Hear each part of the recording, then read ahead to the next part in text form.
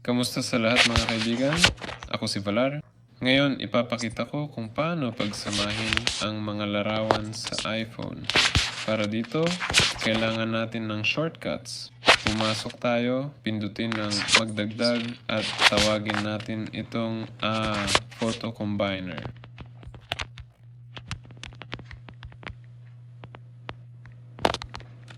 Ganyan.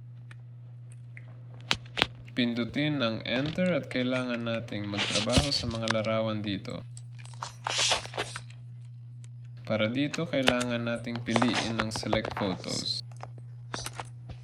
Piliin at pindutin dito.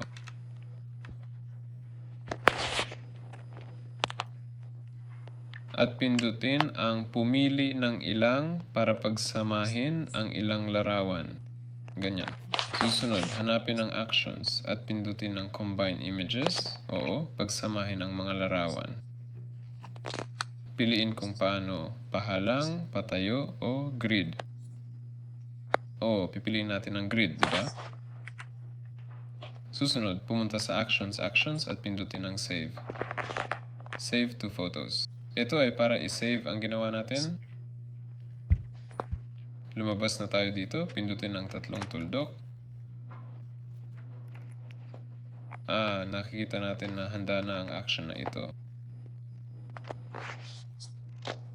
Pindutin ito.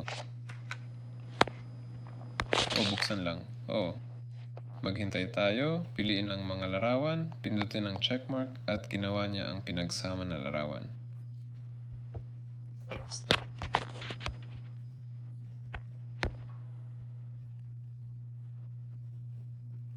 Yun lang, ako si Valar. Paalam sa lahat.